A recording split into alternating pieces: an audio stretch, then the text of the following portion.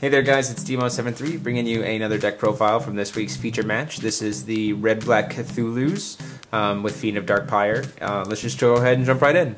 So the J-Activate of this side, Fiend of Dark Pyre, is just play 0, but you can only play it if you put a Cthulhu into the field this turn. So just like Little Red the Wolf Girl had to be J-Activated by putting a moon onto the field, you have to J-Activate this by putting a Cthulhu onto the field.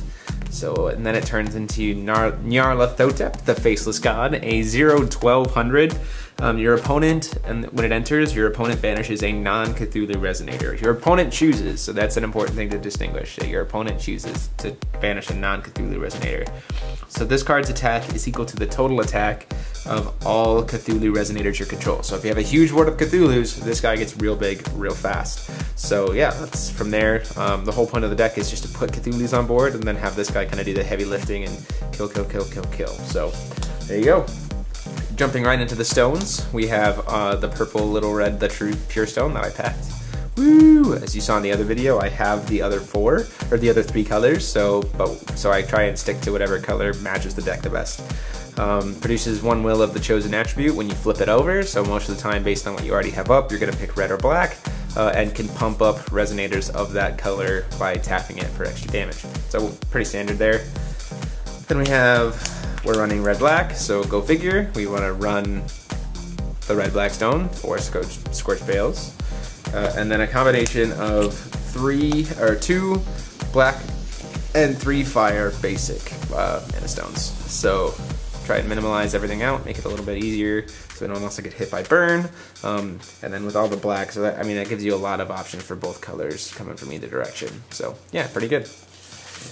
Jumping into the creature lineup, there's a little bit of a change, I should mention that I guess. There's been a little bit of change to the monster lineup. I'll kind of explain where it was and why I did that when we get to there, but it's pretty similar to the list that we used on Wednesday. So we're running 4 Shantak. We previously were running 3 in the match. I just found that I needed more 1-drops and Shantak was a great addition, so I took some card out and threw in a Shantak.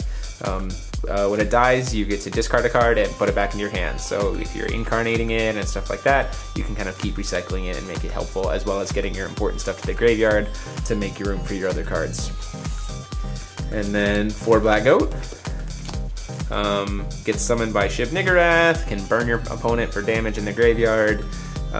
Pretty good as 1-drop 200. And then this guy, we completely replaced the Hound of Tindalos in this deck with these 4 guys, the King in Yellow. 2-drop, out of the gate he has a little bit higher attack than Hound of Tindalos, and I kind of really wanted that. Also, for free, whenever he gets sent to the graveyard from a field, you get to add 1 into your hand, as opposed to like worrying about having a fire mana for Hound of Tindalos to be brought back up. King in Yellow is just a little bit better for that, because he'll just guarantee myself every single time that I'll get a King in Yellow and keep my hand full. So this just worked better in the long run. So we made that change. And then 3 Forty Thieves to kind of be your draw engine. You draw in, you discard your heavy Cthulhus to the grave so you can reanimate them, or discard stuff that you don't really need at the time. Yeah, it's pretty good. Plus it's 400 for 2, so, and it's fire, so you can incarnate it. Then 4 Hastur. I don't have a 4th yet, so I have the little proxy here, but 4 Hastur the Unspeakable. 2-drop incarnation, but a 4-drop regularly. 7/500. Kill something without an addition. So if a creature doesn't have an addition on it, you can just immediately kill it. So that's really good. And with one of the spells we're running, you can actually play this guy outright for 2 mana. Once one that's been already used, again with that discard stuff. So, and I'll go over that in a little bit. So this is really, really powerful. And then 3 Byahkee, the Winged Lady. This is really great in terms of incarnation, and you can make it really cheap, really fast with one of the spell cards I'm going to talk about later. It's got flying. You can tap it to give something else flying and pop up something for extra 900 damage. If you have Nyarlathotep on board, it's really, really great, because what you can do is you can, when you're attacking with Nyarla, they choose to not attack, or it's going to get crashed or something, and then you just pump up. You use Byahkee to like pump up something else, and then get suddenly Nyarlathotep gets a lot more attack kind of outright because of the continuous effect, and kind of can swing over, or can swing in for game, or can do all kinds of stuff. So I really like Byahkee for that reason.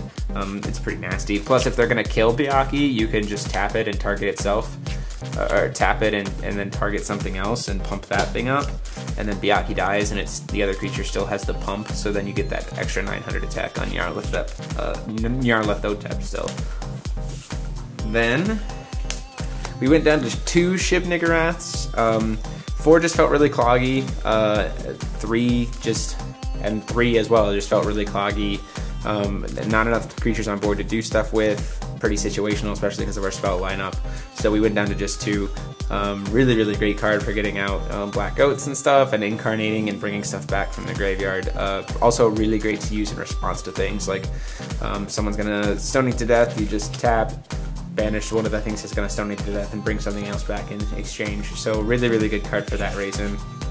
And then the kind of big heavy hitter of the deck that we went up to 4 of is Yog-Sothoth, the Dark Myth. So it's a triple incarnation, destroys everything that's cost 2 or less on the board when it hits the board.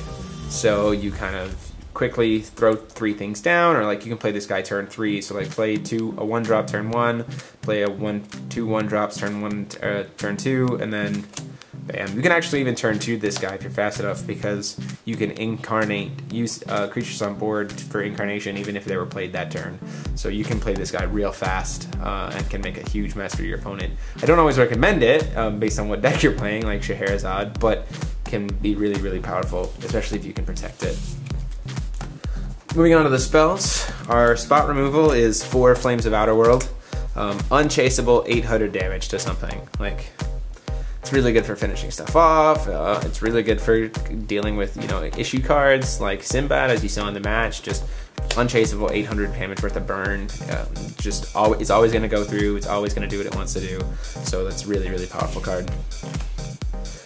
We run 4 Akashic Records of Eternal Flame. This is that card I'm talking about that helps you kind of cost less, because you can like play a Hastur and then it dies, or discard a Hastur, and then Akashic Records, when you're trying to play Hastur, will be like, oh, you have a Hastur in your grave. So like if I have Hastur on board and Hastur in grave, or I want to play Hastur and Hastur's in my grave, then I only actually have to pay the red and the black to be able to play him. So he becomes a 2-drop that kills anything. Really, really powerful card. Really, really great. And then finally, as kind of big hit at the end, with the discard package and everything, we have the Call of Cthulhu. It's a spell chant standby. If I have 5 or more Cthulhu cards in my graveyard, just flip it up and bring back any Cthulhu that I want from the graveyard for free. Really, really powerful. It doesn't trigger their enter effects, but still suddenly being able to throw up a 1500 that has Pierce is really insane, especially if you do it early enough, because Yog-Sothoth is normally an 8 cost. So yeah, that can be really, really devastating. So yeah, that is the deck, guys. Hope you like it. If you have any changes or anything that you've come across in your testing, let us know. Love to see videos of you guys playing these decks.